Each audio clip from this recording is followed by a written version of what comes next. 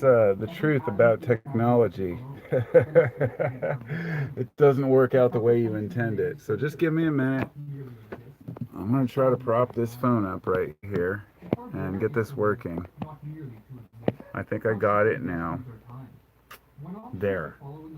I think I got it now. I'm planning on doing this live cast, and you're just going to have to give me a minute if you're waiting because I was going to be late. I'm always fashionably late for my live casts because it's very difficult to find the time to. Let me just go turn this shit down real quick, and I'll be back in just a moment. I have to prepare my brain. Just a second.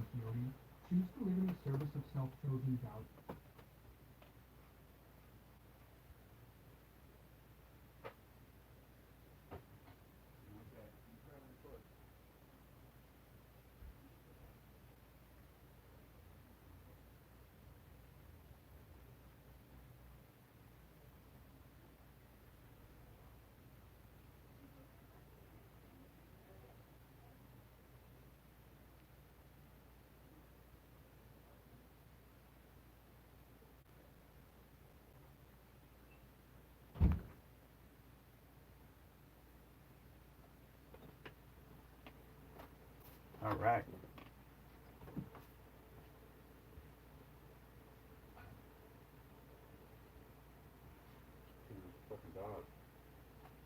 Crazy dog. My dog's crazy. She's nuts. Okay, so here I am now. Hi, everybody. It's Carpo, and honestly, don't know why I'm doing a live cast tonight. It's been a while. I just thought I would touch base. I figured the title of the video would scare a lot of people away, and that's fine. But it's true. You will never be safe. But I guess I should explain what I mean by that. And it's not really the central theme of this video. But the fact that we have to recognize and acknowledge that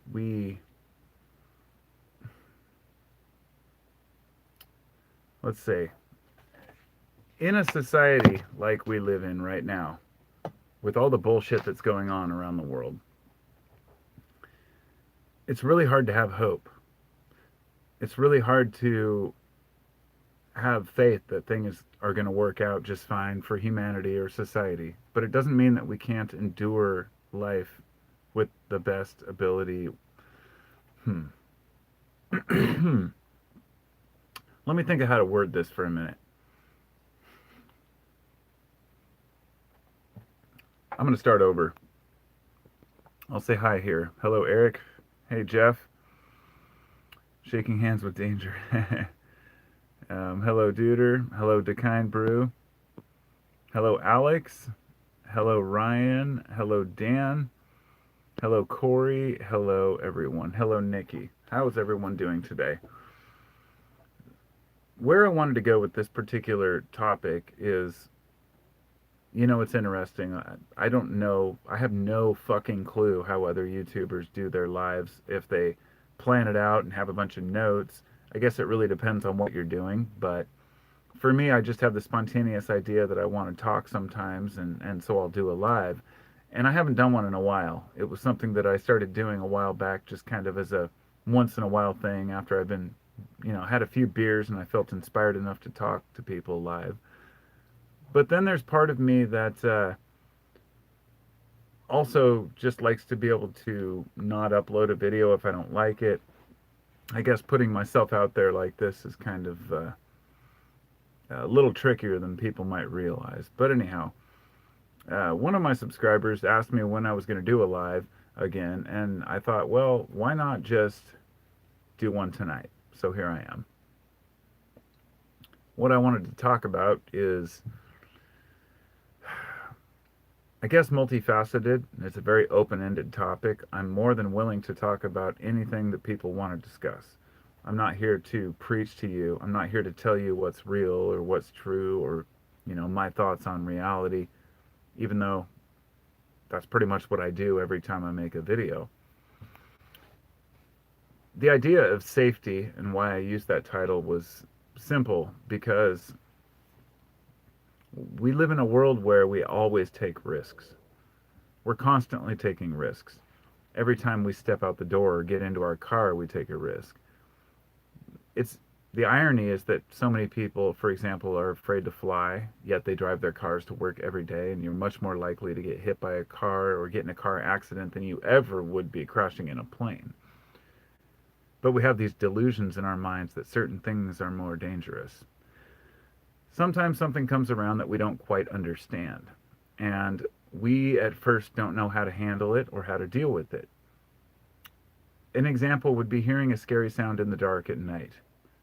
Anybody who's slept out in the woods, slept in a tent, knows the feeling of hearing something crackle and smash in the woods and wondering exactly what it was. Is it coming for you? Is it going to eat you in your tent?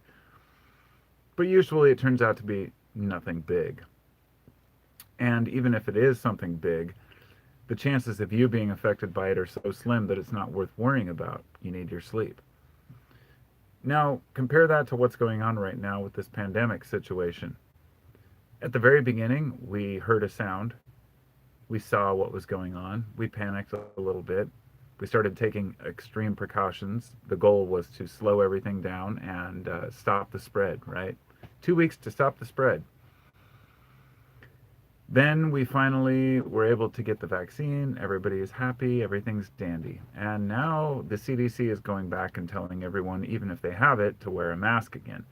This is the kind of fear-mongering panic that goes nowhere. And it's a perfect example of what I'm talking about right now. There's something, I would like to compare it to war fatigue, something I cannot understand or comprehend because I don't live in a war zone. If you lived in a nice part of Syria, back when there may have been a nice part of Syria, you lived in a decent neighborhood, your kids played in the street. The first time a bomb drops on your house or in your neighborhood, you're going to freak out. You're going to panic. It's going to scare the shit out of you. You won't be able to sleep for days. When this bombing continues for weeks on end, months on end, years on end, you all of a sudden realize that you can sleep again. And I'm just taking this from the words of people who have been in these situations. They say you just become accustomed to it. You never overcome that panic when you hear a bomb drop, but you, at the same time, you learn to deal with it because you can't have fear, because you have to live your life. People take risks like this all the time because they have no choice. Come to the current pandemic situation, and the idea was to slow the spread and ease the strain on the hospitals. But now people are so programmed to believe anything that the CDC says, anything that they're told to do, that they just basically follow instructions. I've watched people in the last year just become so programmed to follow whatever they're told. Now, at the beginning, I was definitely one of these people who followed every rule, and I still try to. But as things became more clear, and as we started to realize some of these fears that people had about side effects, things like that, people started making their own decisions. Now, what happened is there's a collective psychosis going on right now where people would prefer to take sides and believe what they're told than to do any critical thinking for themselves. And never in history have we been at a time where it's more important and more crucial to think for yourself. This is the chaos of a breakdown, as I've called it before. A chaos of mind leads to clarity over time. And what I mean by that is when you have a mental confusion or a breakdown, you're able to process this. It's somewhat like having a discussion with someone. You don't try to change their mind. You plant a seed, and then that seed might grow if the ground is fertile. You can plant a seed all you want, and if it's a horrible backstory and it has no basis in reality, or it doesn't benefit that person to know that, then it's not going to grow. But a lot of bad seeds have been planted over the last couple of years. A lot of really bad seeds. I feel like you can't rush the process of realization, the process of acknowledging our, I guess, just acknowledging the complicated nature of existence, of life itself. that there are so many dumbasses out there who just want to oversimplify everything. Yeah, rah, rah, rah for my team, and rah, rah for my team. And I see very intelligent, capable people saying the dumbest shit out there. Do we trust our hearts? Do we trust instinct? Or do we trust science? I've always been a big fan of science. I love it when it's done properly.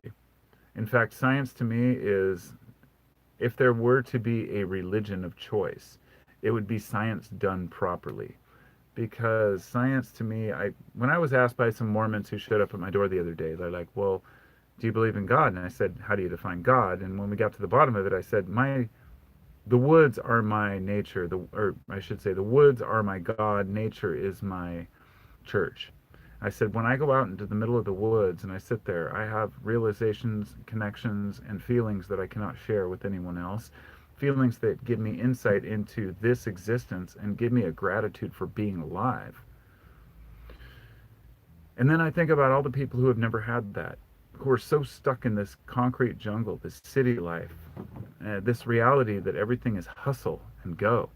I see it everywhere, not just in the, gangs or in the inner cities, but YouTube, middle-aged white guy hustlers that are talking about how you can make your millions and everybody can be rich. All you have to do is invest in this stock or that stock.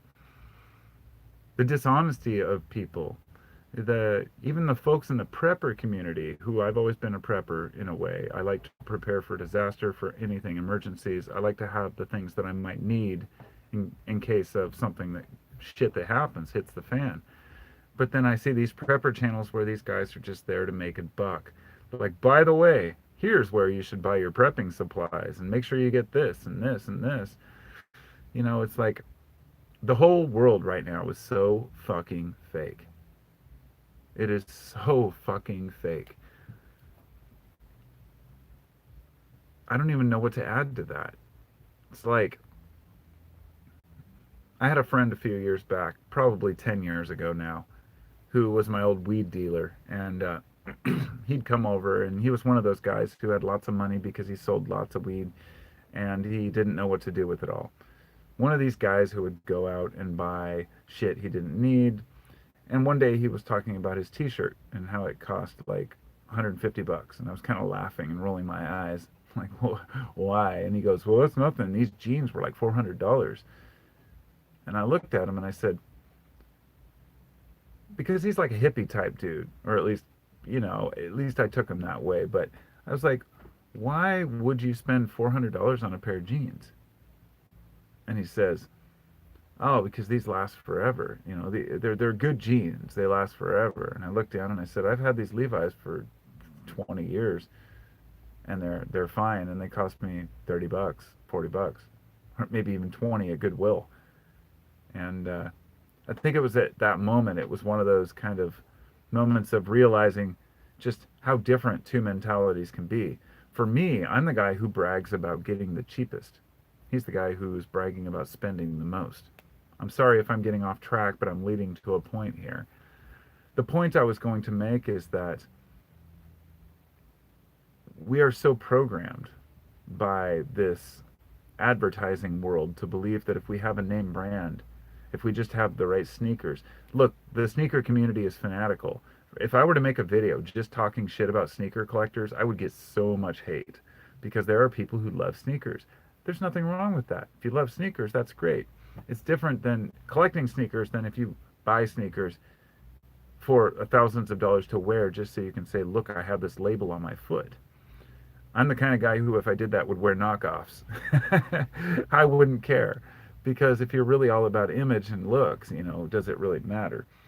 But the point here is that people try to justify their purchases, their beliefs, their ideas all the time, because that's what we do.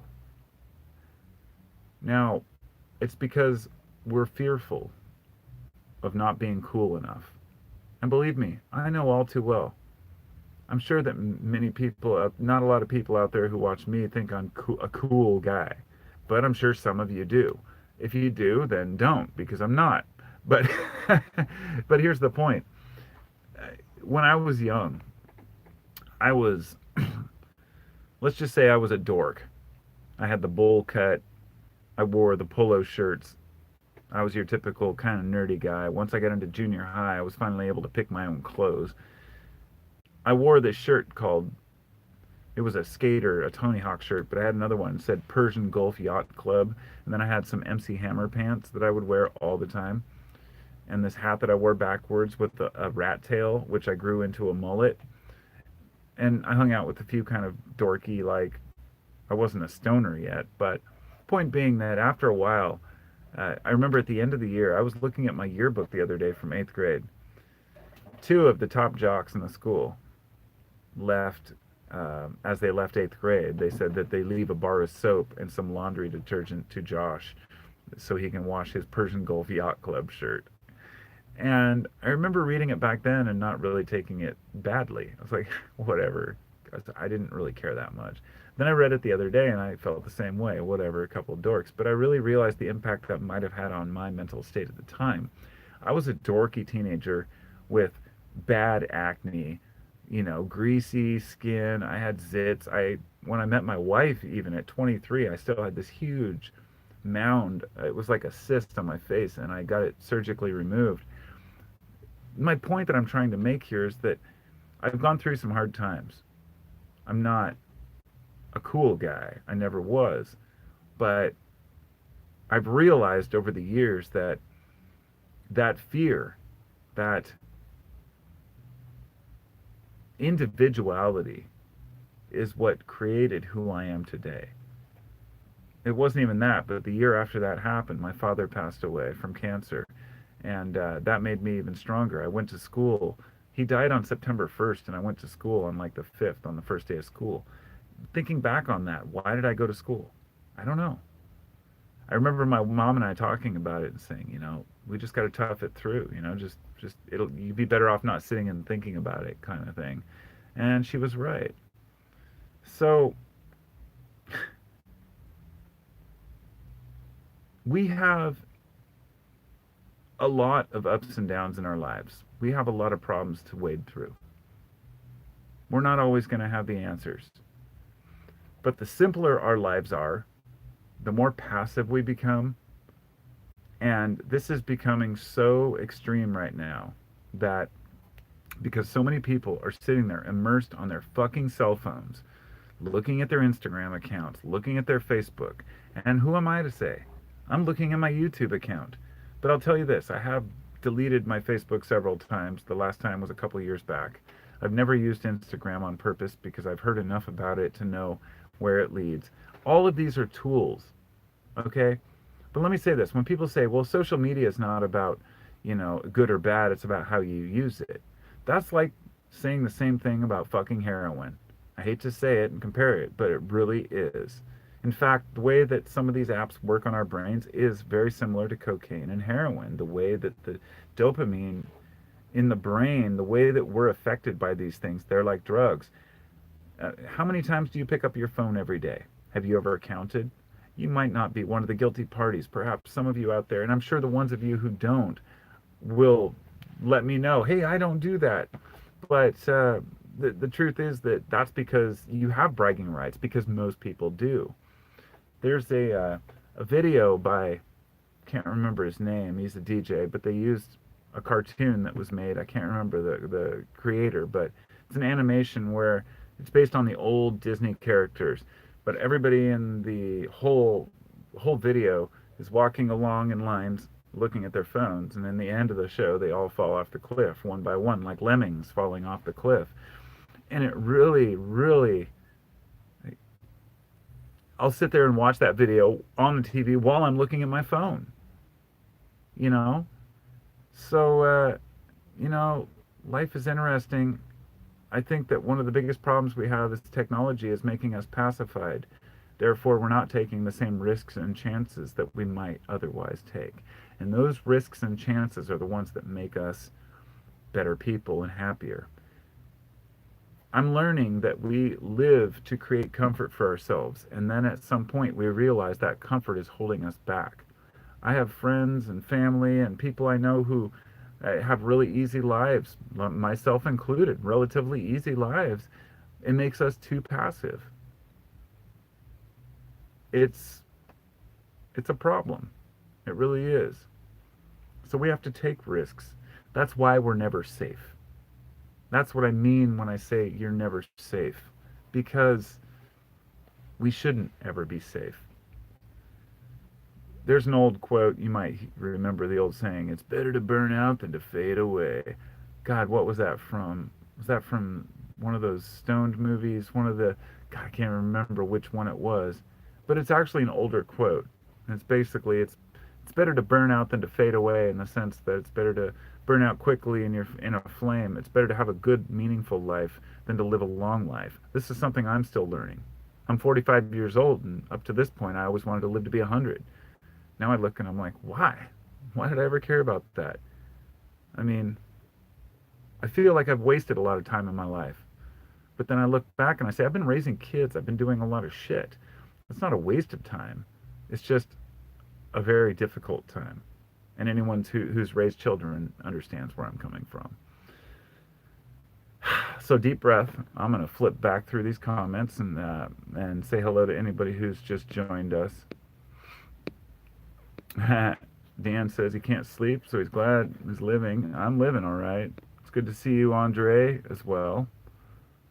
Flower Tower, working night shift. Happy to see you live for once. Stay safe. Thanks, my friends. Yeah, I haven't done one in a while, but I've been meaning to. Vladia says, buy crypto, GameStop, future short options, dude. LOL. Yeah, I have a friend who tried to talk me into buying Bitcoin a couple months ago, and I said, I'm afraid of something that's volatile. And at that point, it was like 70 something thousand. And I told him, you just wait it out a few months and see what happens once the reality catches up to the market. Now it's down to like 40 grand. And all of a sudden, these people who are telling me to buy crypto are really quiet right now. But I'm not saying that it's not a solution. It's, in fact, it stirs up shit. The fact that crypto is trying to defeat fiat currency and bullshit printing money, I completely understand that. I'm not against it. I'm just not an investor because I don't want to go broke. Nikki says it's extremely cutthroat. That's the new normal. Yep, you're correct on that one. By the same token, okay, nice point. Why are you critiquing him for not caring about money and wants to spend it because it's not important to him? I don't know who you're talking about. Maybe I missed something. But anyway, on that note, Vladius, I wanted to say, when you're talking about spending money, this is funny. This is something I wanted to bring up about the stupidity of the human race. I made a video earlier and I talked about some of this stuff. And I said, I haven't uploaded it yet. I might forget to. But it dealt with a lot of different topics. And one of them was this idea that all of the top billionaires in this country, right? I mean, you've got Bezos, you've got God, that guy. I mean, the guy's. I don't understand the mentality. You've got Bezos, then you've got what, Branson? I think that's his name, from like Virgin. Then you've got the other douchebag, and they all want to go into space. They all want to go to Mars. They all want to be the first. You notice how all this big space race. Here we are on a planet where we're going through not just a pandemic, but we're going through serious climate issues. We're having major crop failures, huge fires, historic floods. People are trying to figure out how to build new, places to live as desertification takes over. And instead of taking all their resources and ideas and saying, let's figure out how to get water to people, or let's figure out how to build these amazing shelters out of this space age material that people could live in for, say, decades. You could build a tent for one of these fucking SpaceX rockets, okay? You could probably build 10,000 small shelters that would last decades out of amazing materials. I guarantee it. And for launching one SpaceX rocket up into space, it uses as much fuel as 200 years for one automobile.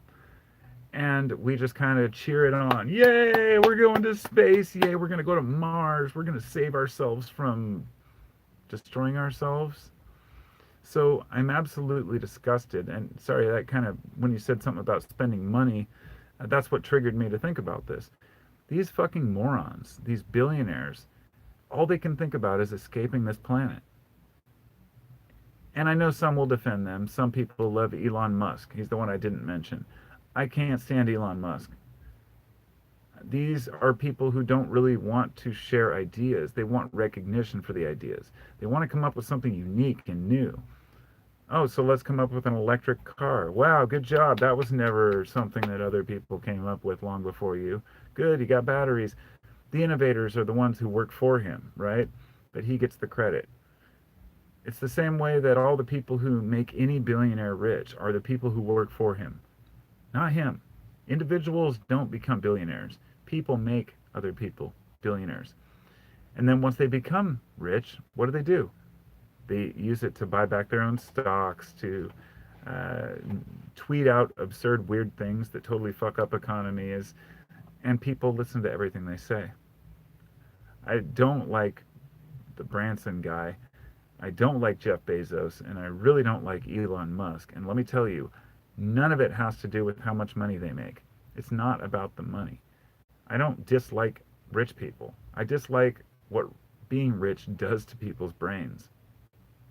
But believe it or not, I dislike most people. So I wish that wasn't true. I want to care about people. I really do. Here's what I've learned, and something I wanted to talk about when it comes to duality: the yin and the yang, right? Black and white. Yin and yang is the symbol I've used on my channel for years. It's two carps. I don't know, most people probably noticed that, but my symbol is two fish that are in the yin yang symbol. It's because the yin yang is the most important symbol to me. Always comes to mind, and I always remember it. Because to give you a basic primer on it, to oversimplify the yin yang, you know it resembles light and darkness, right? Balance. But there's a reason why there's a white dot in the black and a black dot in the white. It's to remind you that there's a little of each in each, and that they are one and the same. It's a little more complicated than that, but not much more. And this is to remind myself that, like, I'm a person who cares about other people and loves to visit and hang out with other people. But I'm also a kind of guy who really likes my own space, and I don't let people push me around. If I feel a certain way about something, I let people know. I've always been outspoken, but in recent years, I've really learned to defend my time. My friends know not to stop by without letting me know first. I mean, there are occasions when it's okay. But what I mean is that I don't let myself be taken advantage of, or my time. And for a while, I felt like that was a dick move. Like I'm being a jerk. And then I started to think, no, that's my fair right. I have every right to monitor my time and to dictate what I want to do with my time. If that makes sense, I'm sure it does. I care about other people a lot, though. I really hate it when I have to tell somebody I don't want to talk to them right now. Like folks know I don't answer my phone, that kind of thing. But it's just kind of, I don't know.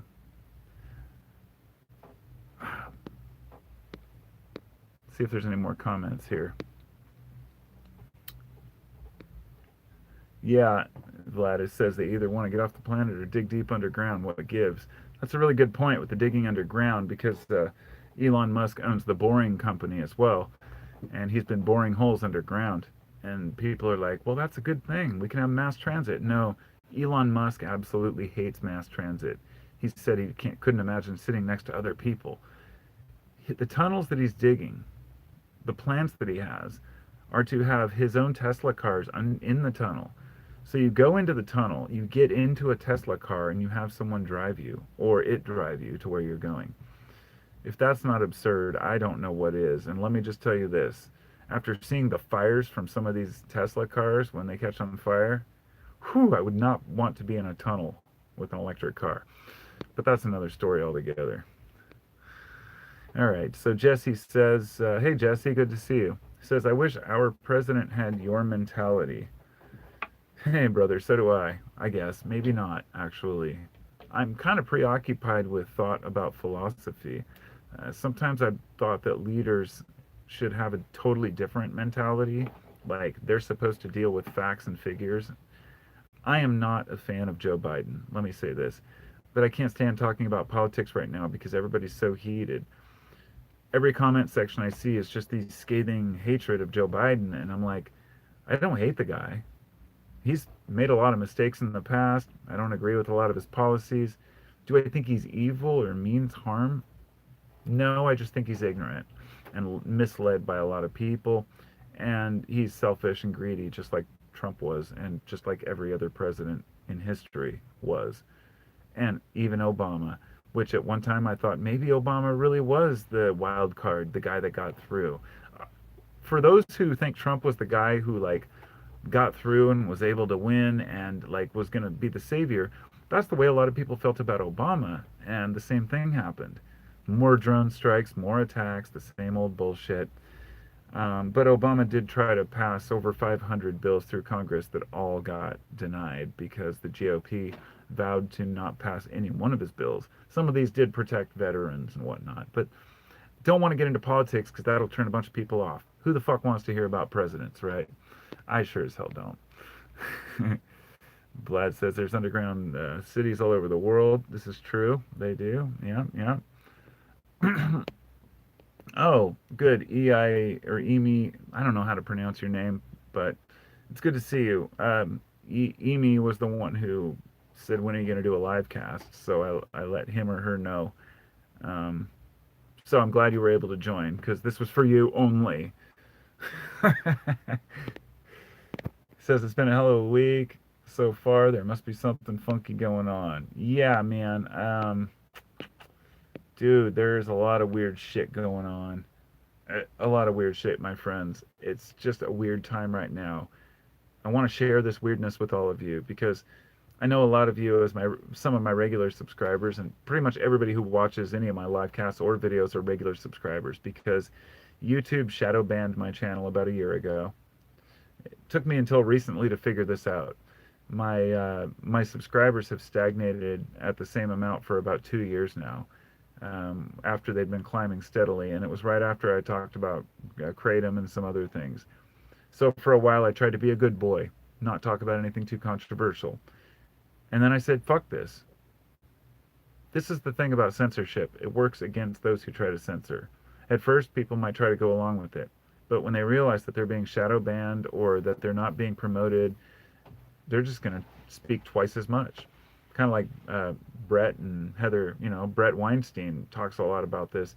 His channel got the same censorship status because he talked about the vaccine and the dangers and side effects. And it was merely just saying, hey, there's a potential there could be side effects. There's a potential also that, one of the biggest beauties about the vax is that you can't sue the companies. They're saying it's safe. And everybody's saying, that's science. Just follow the science. It's safe. Go get it. But why can't you sue a vaccine company if you get sick? These are the things we don't understand. But then they also say, now you need to wear masks again, even if you have it. I don't want to get into the virus thing, and I'm afraid it'll probably get some kind of strike on my channel. But it's important because I hear people and read these things about people saying, well, anybody who doesn't get the vax is just a Trump supporter. I'm like, you're full of shit. I am a liberal, long-haired hippie motherfucker who hasn't gotten it and doesn't plan to get it for anyone in my family. It's my choice, okay? It's my health. I don't know whether myocarditis is an issue or heart inflammation, which is pretty rare but common, especially with kids. And then I also don't know if there's any long-term adverse effects to my wife. I've heard that menopause, even women who are in menopause are having periods or having periods at weird times after getting the shot. And then I start wondering about long-term effects in something that's not well studied. We have every reason to be worried about our health. And this anxiety, I'm going to be honest, I have never in my life been so ambivalent about something. I love that word, ambivalence. I only learned really what it meant like 3 or 4 years ago, to be honest. it's the same as like cognitive dissonance. It's holding two opposing views at the same time and not being able to reconcile them. It is a weird fucking mindset. Usually I think I'm pretty decisive. I mean, it takes me a while to decide on which way to go, where to go on vacation, but eventually I decide. With this shot, I'm just like, I don't know. I trust science. I trust epidemiology. I've read books on viruses and outbreaks, and I understand how vaccines work. But then there's part of me that says, well, there's also a little bit of mind game going on here, a little bit of control people are playing with these substances. With God, I can't help but think that honestly, I'm going to have to backtrack on some of the things I said back a year ago and say, okay, this from the beginning, I believed this was possibly from a lab leak, okay? But there was a part of me that said it could be natural. Nobody really knew. But at this point, I'm actually starting to question whether this was intentional and fully planned out in order to keep people isolated, to control them. It makes me feel like a dumbass to even think that way because I'm not a conspiratard. I'm not a person who believes these things just because others tell me on YouTube. It's something that I don't want to believe, but the evidence just keeps putting me there. What I'm saying is that this may have been an accidental release of the virus, but I do believe it firmly was evolved by man in that lab in Wuhan. And I also believe that once it was out, it was used as nothing more than a tool, campaign tool, a propaganda tool, a control tool by governments around the world, and still is being. It's just what governments do. They use fear to control. And that brings me right back to you will never be safe. The whole title of this video, the whole point of it, and really why I thought of that title,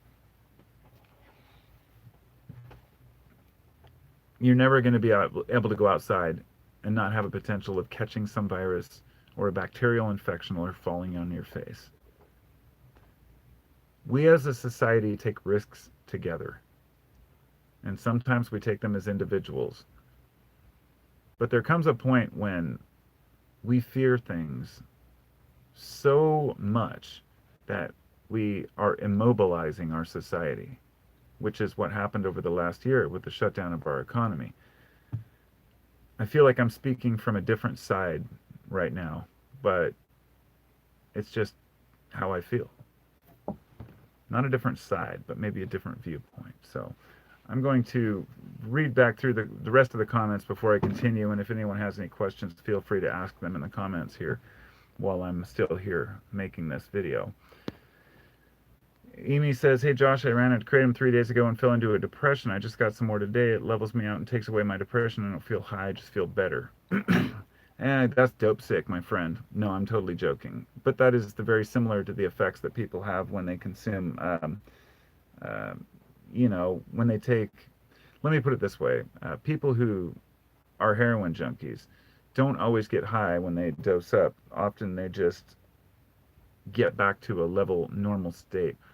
For me, Kratom has been a godsend, and I've been taking Kratom now for my arm. My dog bit my arm the other day. It hurts. Not in a bad way. She didn't attack me or anything. But, see? But anyway, I have been taking Kratom for 10 years.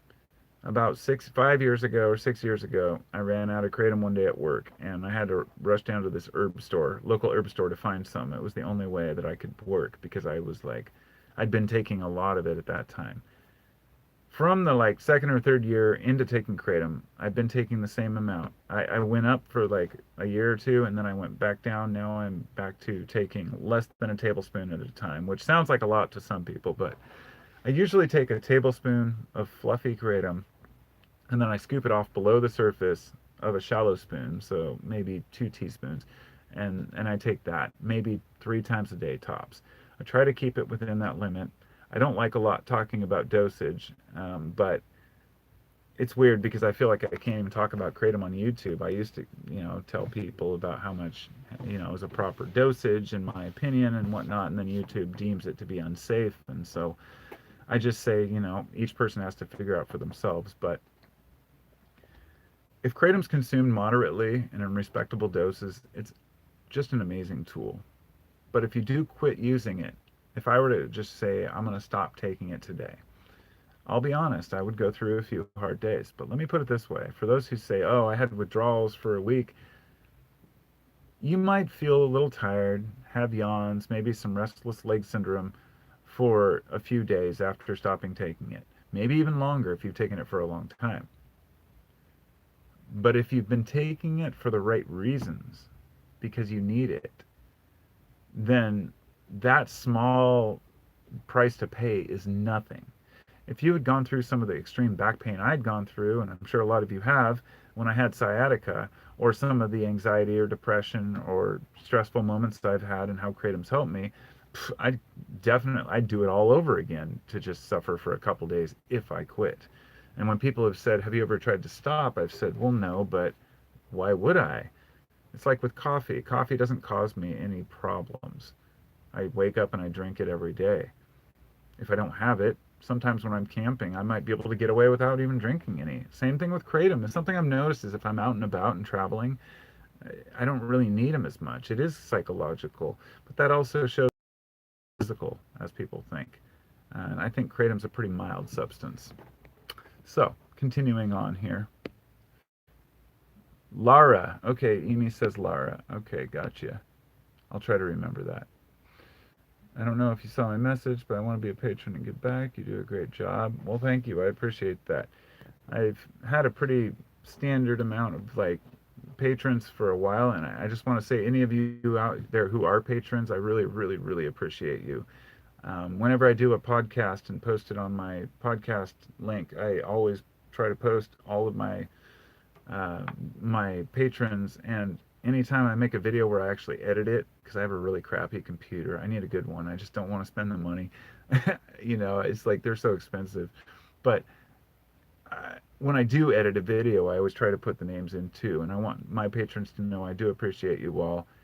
And I'm planning this winter. I'm not going to plan it anytime soon, but within the next few months, I'm going to start doing a monthly drawing for my patrons, where I'm going to send out a box with a bracelet that I made and some kratom resin jewelry that I've been making, and just kind of as a thank you. I don't know. I hate making promises I don't keep, so I'm not going to promise it, but I'm going to try to do a drawing for my patrons. So, anyway. Nikki says, I don't want it, and we'll figure out how to homeschool my son if they try pushing it. Ironically, if you're talking about the vaccine, I got an email yesterday from my kid's school, and it said that he can't come back to school until he gets a vaccine that he's missing. But it was a DPT vaccine, or a different one, and I was like, so I downloaded the papers, and I actually have them right over here. It's a religious exemption paper. You'd have to download your own link for your state. But that's the thing. I am not opposed to vaccines. Both of my kids are fully vaccinated. But my son's going into 7th grade. It's like, if he didn't get a DPT vaccine way back then why have they waited this long to say anything? So I'm just doing the religious exemption form, which is available in most states. All that means is your kid can still go to school without vaccines, and hopefully this will be the same for COVID, but if there's an outbreak, then any unvaccinated kids are forced to stay home from school, which is fine with me. I mean, schools, they can learn a lot more at home anyway, right? So yeah, vaccines are not always mandatory. So Ryan says he'll never take the vax. I'm not going to say never, but I won't at this point. That's for sure. Anthony. Yeah. I want to trust my immune system, as he says. Ryan says, I trust my immune system, and I think I trust my immune system. But, from the beginning, my thing has been this. I don't know the details. Nobody did. There were people a month after it started saying, oh, it's all a conspiracy. It's all a lie. It's like, look, you've got to wait till we have facts to go on. In other words, when you mentioned Fauci, somebody mentioned Fauci, at first, I had no reason to disbelieve him, right? He was up there, he was talking about, the science behind it, wearing masks. I said, okay, fine, I'll trust him until he's proven me otherwise. A little while later, he was grilled about gain of function research, and how they had funded the Wuhan laboratory and why that was conveniently omitted. And he basically made himself look like an idiot. Now I have friends and family who still support Fauci, still think he's a great guy and that he's telling us the truth. They're hanging on like he's the best we've got. And my thought is no, he's really not. He's just a spokesman. People are only trustworthy until they're called out on something and bullshit us. I am very selective about who I believe. I never believed anybody 100%. Just like I didn't believe Trump when he said, "Oh, it's a miracle. It's going to go away in April." You know, we have to think for ourselves. And that's really the point here about the whole title about you'll never be safe. It's not about living in fear. It's about thinking for your fucking self for once as a human being, not you, but as a society. Like, and finally people are doing that, and you'll find that the person who stands up for themselves is often the one who's most ridiculed. And unfortunately, this leads into some really dark territory because we also have these conspiracy channels out here, and I call them that because that's exactly what they are. They're full of shit. They're out there to get you riled up. The people who post a video every day about how this is fake or that's fake or somebody's trying to lie to you or look at these reptilians or lizard people over here, flat earth over there. People who are just looking for views, clicks, and hey, buy through my Amazon merch account. It's disgusting because what they're doing is confusing and conflating the issue of reality even further. We've been lied to for so long by leadership and representatives that now, instead of people standing up and saying, we're going to tell the truth, they decide, well, if people are going to believe a bullshit truth from them, we're going to create our own bullshit truth. And this is how we get people like Alex Jones out there. And I know there's somebody who's going to say, oh, but he was right about this or right about that. There's an old saying about that. Even a broken clock is right twice a day. Okay? And when you come out spewing all this nonsense about how Sandy Hook was fake and everything that ever happened was a lie and it's all a hoax, everybody's an actor and everyone's a reptilian and a conspiracy freak, it's just, it does nothing to get to the bottom of the truth of what's going on. So what's happened is an entire era of alternative news has just completely destroyed itself, leading us to the point where we literally have people saying, don't believe mainstream news, listen to this guy. Or people who say, I don't listen to mainstream news, I listen to OANN or Fox. Like, do you realize the whole point of mainstream means a lot of people watch it? That it is on the main channels, that it's a cable network, but there's nobody who wants to give you the truth out there. And I'll tell you exactly why. It's really simple. The truth is boring. And we don't know shit. It's really that simple. We can only find out little parts of it. I want to show you something I was drawing earlier. You know, I was thinking about how we're constantly arguing about what we think is true and what we think is real. This is actually for a separate video I'm doing, but the term temple. What is a temple? A temple is an open or consecrated place. Okay? Now this is going somewhere. Sacer, S-A-C-E-R, equals sacred. Its translation of sacrare would be dedicate. So the translation of consecrated is basically devoted as sacred. Okay? It has nothing to do with the place. It's an idea. Or at least not a physical place. Now, how many of you, when I said temple, pictured a building? But here's the other thing. The temples, okay? The whole point of the temple, whether you talk about the Bible and Jesus or any other belief system, the temple is always in here. Why do we have the temples? Why do we define the sides of our heads as the temple? It's very obvious that there's a little more going on in history than the point I'm trying to make here is that we get really hung up on religious and symbols, just like we get hung up on political symbols. The idea of kind of, I guess, you're not supposed to use symbolism even in religion, just like in politics. It's the ideas that are supposed to matter, not the symbolism. And I think that's really important to remember. But, Your mind is your temple, and the bullshit that you allow into your brain is up to you. The people that you're willing to believe, it's completely up to you as an individual.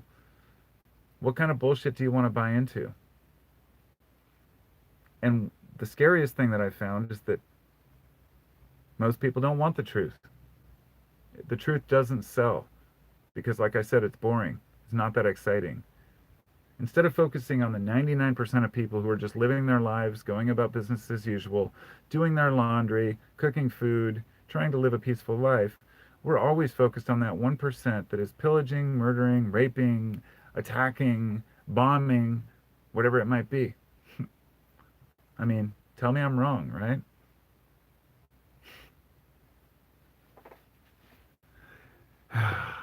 All right. Powder B says, nice mic. No, thanks. It's a total piece of shit. It's an old Tascam DRO5, but it really works well for vocals. Less is more when it comes to kratom. Yes, absolutely.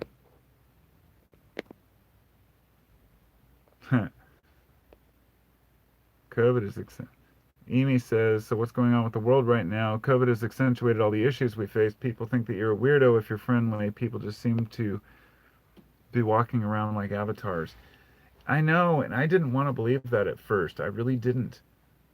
I thought, oh, it's just a phase, a moment. But no, I mean, there's a guy I watched, I think it's Peter Santinelli or Santarelli, but he was doing videos where he travels the world, and he came back to the U.S. and he was doing these ones. He's some younger bald guy. He's not young. He's probably around my age, but he did videos in like Florida and then videos in like San Fran, and he was showing how people in Florida were partying on the beach and having a good time, not worried about COVID. And then people in San Fran were like not even looking each other in the eye. They were being weird with it. Everybody's wearing a mask walking down the street, and he was comparing the two.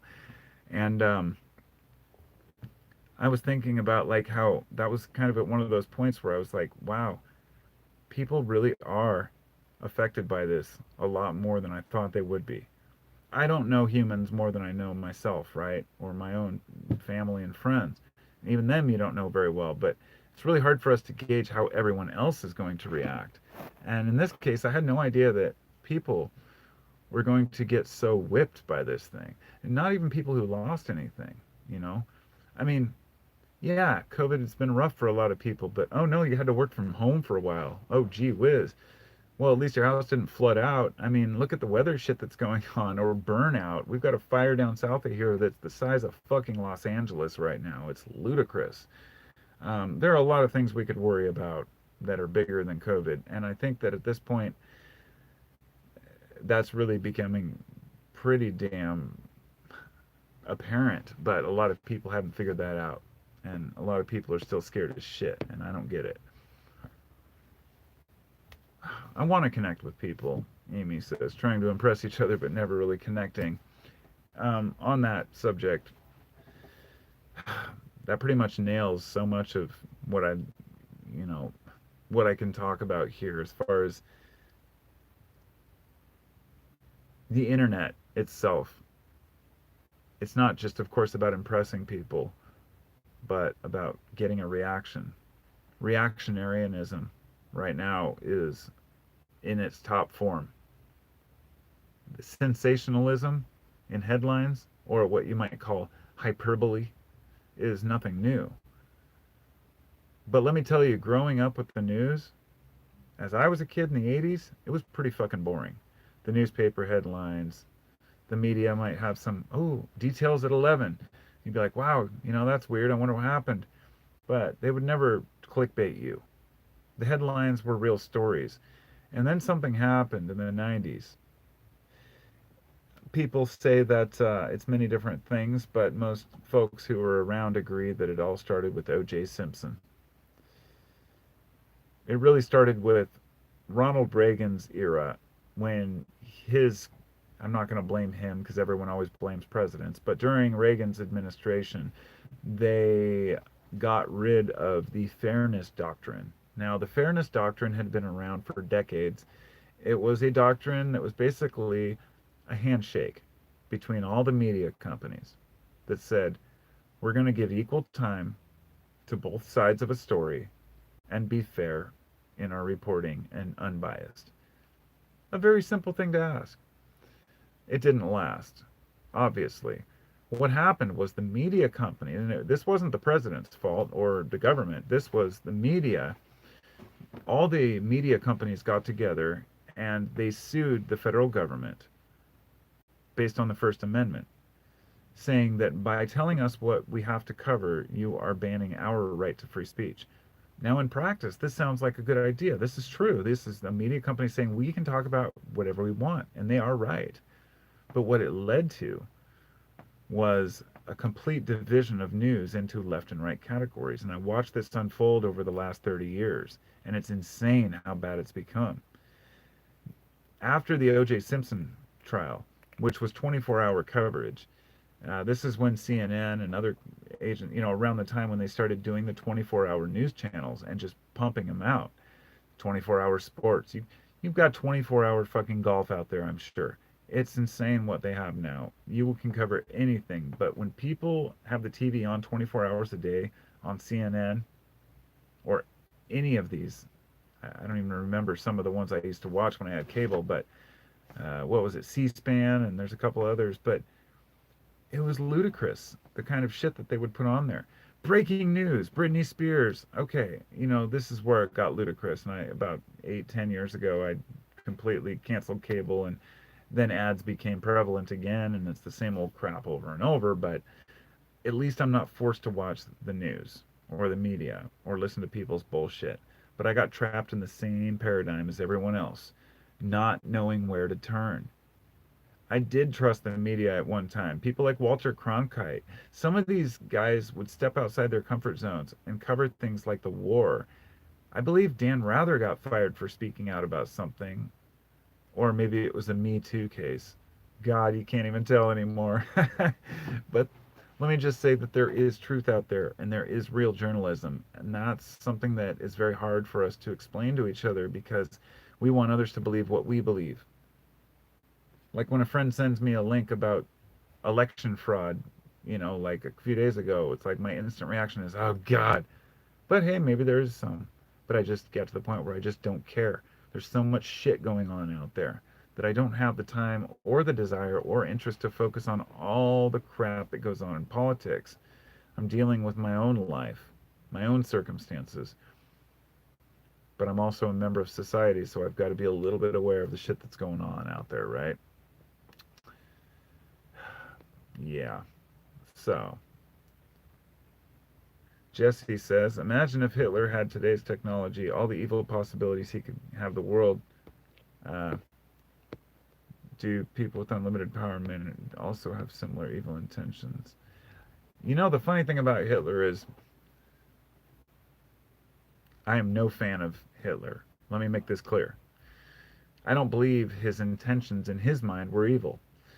And he was fascinated with symbolism. I mean, a lot of people may have seen the swastika in ancient Buddhist texts and temples. The swastika was taken from ancient cultures like Buddhism. A lot of his symbolism were repurposed, the Iron Cross, all these things. But he was very, let's just say he was the knock on the wood kind of paranoid, what's the word I'm looking for? Superstitious kind of guy. But there was one quote from Hitler that he said he actually said he was inspired by the United States eugenics program in the 1920s, and he realized that was the right way. And that's what inspired him to go about his own form of eugenics. And if you're not familiar, eugenics was basically the forced sterilization of, thousands, if not millions, of Americans over decades.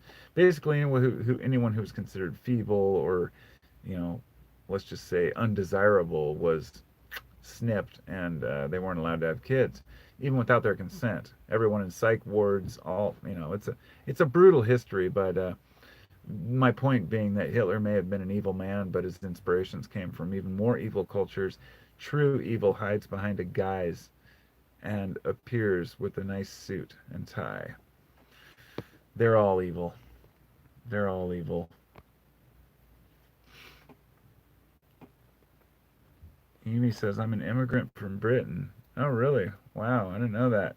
That's interesting. Mainly listen to British radio and don't watch TV. It's not perfect over there or in Europe. The culture is different. Yeah, it is different. I don't know what I think about like British culture. The humor is really interesting, but I know not everybody has that same humor. The one thing I'd like to say is that, and somebody pointed this out the other day. They said, you know, a lot of people talk about America as being like a violent country, but considering there are more guns than people in this country, the fact that when there's a bar fight, it's usually solved pretty quickly is much different from a soccer game ending in the UK and having people mob out of the pubs and beat the shit out of each other to a bloody pulp.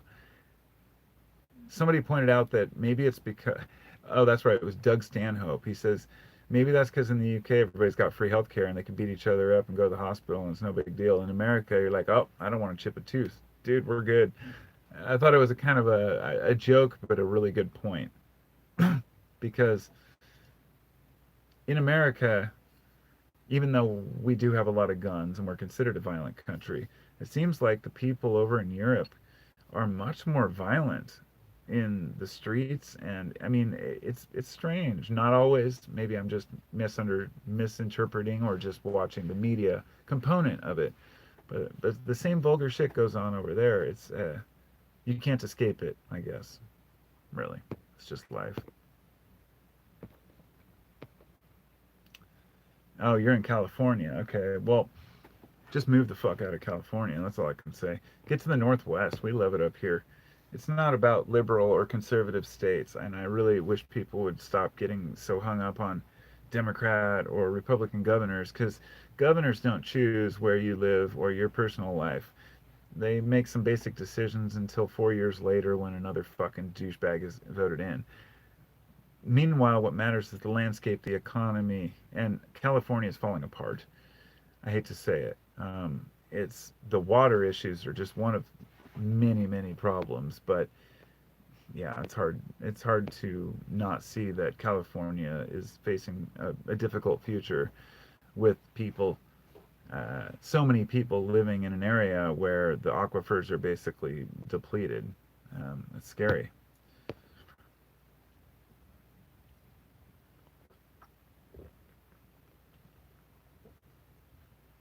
Kickball. Snobs versus edgy, huh? So, this has been a great conversation with you all. I could probably sit here and talk about a lot of stuff. If there's anything any of you want to hear about or any questions you have, please don't be afraid to ask. I see there's 23 of you on there. So I'm sure somebody has a question or something that they think is important because that's why I do lives, really to answer the questions. There's otherwise I could just make a video and talk to myself. But I see that there's 23 of you and only 14 thumbs up, so I should have at least 23 thumbs up by now. Actually, I bet maybe all 9 of those people are the haters. You know, I have that one troll who comes to every video and like votes it down within 5 minutes. It makes me wonder if it's like a bot or somebody that's that obsessed. But it's always like the minute I check my own video, it's got to vote down. And I thought about this the other day, how much hatred some people have for others, and how I have a bunch of haters on my channel.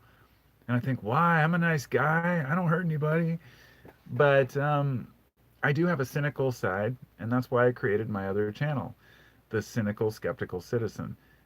And it's kind of my it's not a way for me to like troll people. It's just my alternate ego, the way I feel when I feel frustrated and I really want to like go off on some bullshit on a video and comment on it. I'll just go to that, go to that channel. So when I want to argue or debate something, that's where I can go. And I try to keep this channel with positivity as much as possible, as cheesy as that sounds. People don't want to hear negative bullshit all the time. They don't want to hear how fucked up the world is, and some do. Now, mind you, I watch a couple prepper channels, and I mentioned this earlier, but it's just so absurd. It's like every day they've got a new prepping video, and they tell you exactly where to buy all the supplies that you need. Oh, by the way, you just need 10,000 watts of solar on your roof and a 10-year supply of dried food and 20 lanterns and 1,000 batteries, all the stuff that you can afford if you have an extra 20 grand to spend just in case something happens, right? Don't get me wrong, I agree because I'm a prepper, but I think having the basics and a good mindset is what's important. But my point being that a lot of this is just really, it's like fishing for something to share. Like the UFO channels. I don't know if these still exist, but there was one, I don't even remember the name, but I'm sure somebody will point it out. Oh, what's it? Dark something 3 or something. But for like years, they would post a new UFO video every day. And they didn't care. They had no values or morals when it came to actually like checking or seeing if there was even any slight reality to it because they had advertisements on every video, they were making money, and it's really hard to give up that money.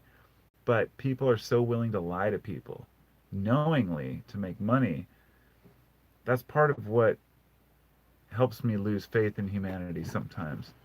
Because, like, I don't, it's hard for me to even run ads on my videos, and I rarely do, and I don't make shit from it. The only reason I do it is because YouTube says they're going to do it anyway. But they, there's so much dishonesty out there. It's just, it's sad. I don't think it's as prevalent. It's not dishonesty for the sake of being dishonest. It's just people need to make a living, right? But there's people with millions of dollars doing it. It's really sad. All right, so I'm going to go back and I'm going to read any comments. I saw a couple questions. Eric Zanino says, my older brother's moving to Klamath Falls. Do you like it there? He's going to try to convince me to move there as well.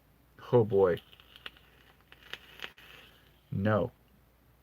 Do not move to Klamath Falls. I don't mean that you wouldn't enjoy it. I have a friend that's from there. It's a beautiful place. I would just go on YouTube first after you've finished watching my awesome video and Google Klamath Falls water problems and you'll see exactly what's going on in Klamath Falls right now. The farmers are not just protesting but threatening to physically take the water. They have to gut a lot of their fields because the basin, the Klamath Basin, the lake is shallow and the native fish are what the native tribes rely on.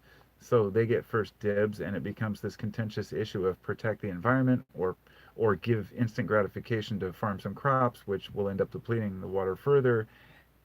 The water problems there are serious. If you're going to move anywhere, I would move north of Portland into Washington State. Um, it's not for everyone. It's expensive up here, but it's the minimum wage is like 15.50 or something. It's a good place to live.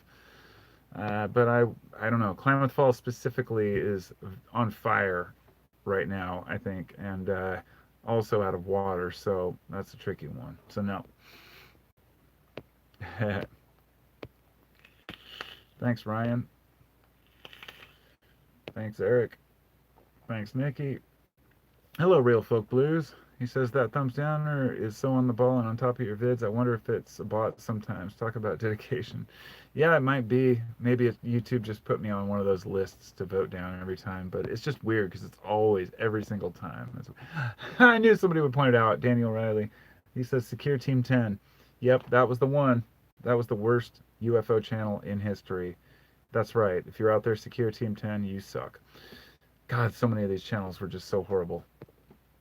But people are starting to wake up to, there was a point where people are like, oh, I'm waking up to the real reality. Then they're realizing, oh, that wasn't waking up. That was just getting up in another dream within a dream, right? It's like waking up on the wrong side of the bed all over again. All right, so Amy says, do you think that the pursuit of wealth is evil? No, and I'll tell you why. First, to make it absolutely clear, I don't believe in evil. And people may, I figure, someone who was going to dispute that and say, well, what about A or B? They would talk about child abusers or some of the worst kinds of people. I would say that when you look at the history of why people do some of the worst things, the atrocities people commit, they're very rarely people who have had a stable life. Even if they've had good parents, maybe they weren't loved, they weren't cared for, In other words, it seems to be a societal problem that causes a majority of this. And that doesn't include psychosis and schizophrenia and other issues. But the pursuit of wealth being evil would mean that evil is a thing. But evil in itself I don't believe is a thing. There are just acts that people commit that seem to be evil. As for the pursuit of wealth, the second aspect would be to define what wealth means. Now, in my belief, the pursuit of wealth is the pursuit of happiness. I believe wealth and currency to be what you have in your heart that cannot be taken from you. True wealth can never be stripped away. It's what allows a soldier in Vietnam to like smile and endure torture, even though he knows he's going to be there for a long time and he might not ever make it out alive. It's being able to change your mindset, what I would call the mental alchemy, which is changing lead to gold. So you literally realize that you have all the wealth you need. But you may be talking about physical, actual wealth. And in that case, I would assume your question means, sorry to pick this question apart too much, but it's important. Is the pursuit of wealth or evil in the sense that are people who just continually want more and more money bad people? No, they're not. In fact, there's Warren Buffett, who I think is a great person. I don't think he's evil or means harm to anyone. And I've seen lots of interviews with him. I respect the guy. He drives a modest car, works in the same office building and has a small home as far as I know. He's not a guy who really cares about money. He's a guy who pursues money. And as he said in interviews, it's just what he does. So for him, wealth is money. For me, wealth is my family. So yeah, I don't know. I overcomplicated the answer on that one. But no, not generally. But what I do believe is when people do pursue wealth, money, it changes them and it makes them complete fucking assholes. I have yet to see that not be true. Um, I don't know anyone who's really rich in my personal life, but everyone I know who knows someone who's rich says the same fucking thing. There's an arrogance that comes around where people feel like they're above others and they're in a different tax bracket now, and they just call everyone else the useless eaters, as the rich would say. So, but no, not generally evil.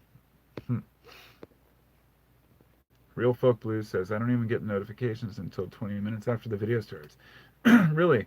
Well, that sucks. I wondered if YouTube, like I was saying, they might have shadow banned my shit. But honestly, I only posted my intention to do this live stream at 7:45, I think, or 7:30.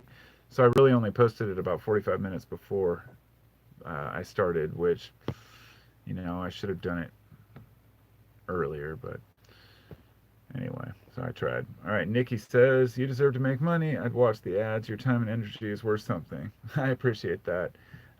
Even when I do put ads on my channel and get all my subscribers to watch, or subscribers I have, let's say if I make a video and put ads on it, and it's a popular video with my subscribers, and most people watch it, which is only like usually like 300, 400 maybe tops, I might make 4 or 5 cents.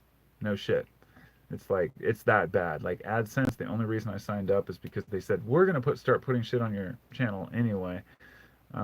That's why I use Patreon. That's the only way I really make anything. But I also have PayPal for people who want to donate. All that shit's in the description of my podcast. But I do it because I love it. I read a comment the other day. Okay, so check this out. I got invited to be on an app. And I can't remember what it's called. It's basically an app. It's called Wisdom. That's what it is. And they're launching it in a month or two, right? And they sent out emails to different creators, podcasters and stuff that they thought might be a good fit. And they asked if you want to be one of our top mentors. So you sign up to become a mentor, and then people ask you for advice on the platform or the app. And so I said, oh, sure, I'll fill out the thing and, join just to see what it's all about. And then I watched kind of the intro video today, and they're like, oh, well, you get paid in like gift cards or something. And somebody was like, my advice is worth so much more than that. And then somebody else is like, well, I give my advice away for free, or I do what you love as a passion, and you shouldn't expect to make money from it. And so I had to respond with like, you're both right in the same sense that if you want to do something you love, the whole idea is to make money off of it. If you're a writer, you want to be able to be an author and sell books, But when you're a vlogger, like I am, you don't really know what your time is worth. Like, what do you charge to sit and talk on YouTube? I'm not writing about a specific topic or subject, right? And it's a really weird kind of new world that we have, trying to get paid for the things that we do. Like, should I have a paywall? No, because people want information for free. That's not fair. Some people can't afford it. I don't expect all my subscribers to be patrons. I know people out there who are on disability and social security. I don't want your damn money if you're poor. I know how it is. I can't even subscribe to shit and donate the way I'd like to. I don't know. It's just a weird situation because we don't know what the value of time is really worth. But ads sure as hell don't do it. The only channels that make a lot of money on ads are like million subscriber channels that get millions of views because they can actually make a living. And you'll notice how those are the same ones who also have sponsored ads in the video, who also sell merch, who also have, affiliate links. And it's just this constant stream of income. You've got guys like Mr. Beast who just have so much money they just go out and just give money to people and buy random shit. It's like what the whole channel is. It's weird. Not talking shit. It is what it is. I guess if I had millions of dollars, I'd probably want to give it all away too. But yeah, it's a weird time to be alive. That's all I can say.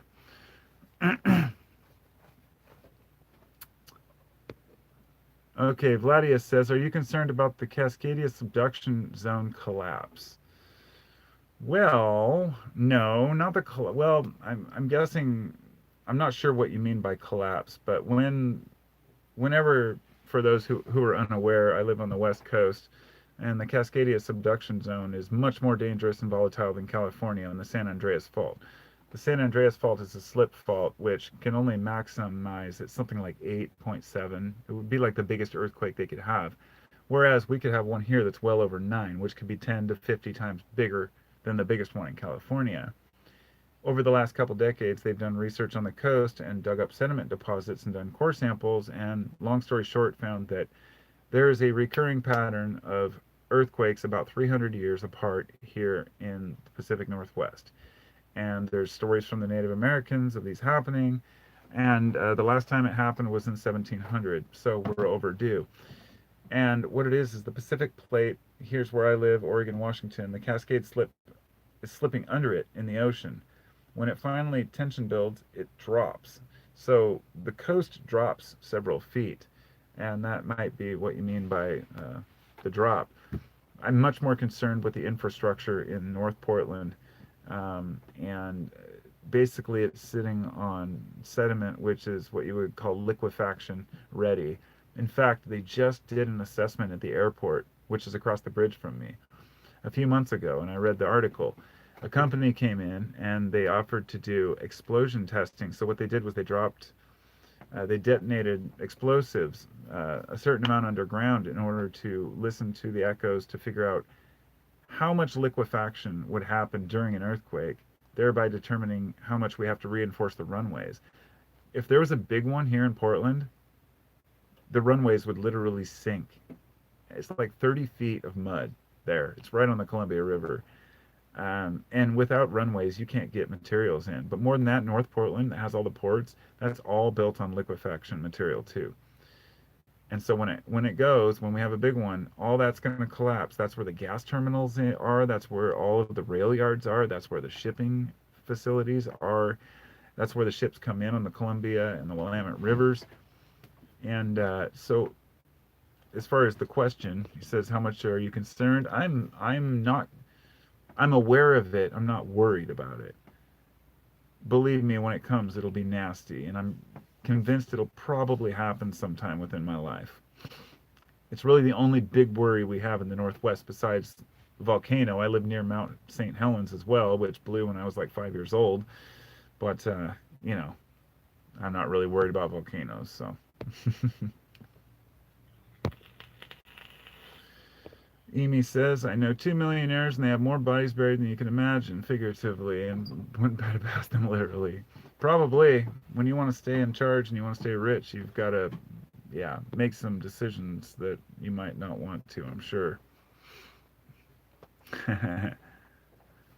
Trump has Hitler connections as well, huh? And Walt Disney, yeah.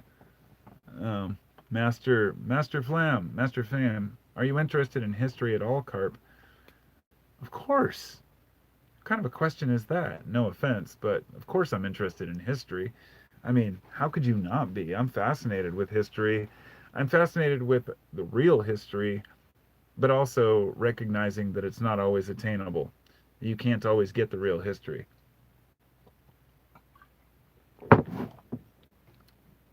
The old saying is that history is written by the victors, okay? We've all heard that. And it's true. I believe in history, which is why I guess I should. Oh shoot. Looks like my phone's about to die. I hope I can get it to charge real quick here. Charging stopped, it says. Oh man, that sucks. Let's see if I can do this. I might be able to fix it. Ooh, it's getting really hot. I might have to go, guys. Oh, it says that my phone's temperature is too high and it's going to die. So I guess I have to go, folks. I'm sorry about that. That's a bummer. I'd love to keep chatting, but yes, I love history. I am going to perhaps do another one of these. I don't know what's the best day or time, so, you know. But my phone's really old and it's a piece of crap and it doesn't want to work anymore, so I guess I'll just have to turn it off and let it charge now. Make sure you get the thumbs up if you didn't already, even though YouTube's not going to really sponsor this or give a damn because everything is shadow banned now. There's times when I feel like I don't even want to talk about anything on YouTube anymore, but it's just I feel like I have to push through and keep fighting. Like I'm allowing myself to be defeated by the algorithms and by the censorship, and it sucks, but I'm going to keep fighting. So thanks to all of you, and I appreciate your time. Be well, and make sure you check out my podcast I did today. It's I did a podcast. Well, I did a couple. I did a video about Kratom on my other channel, and then I did a podcast about Are We Losing Our Minds? And that's going to be posted shortly, but the podcast is already up. So check it out. Peace out. Talk to y'all next time. Love y'all.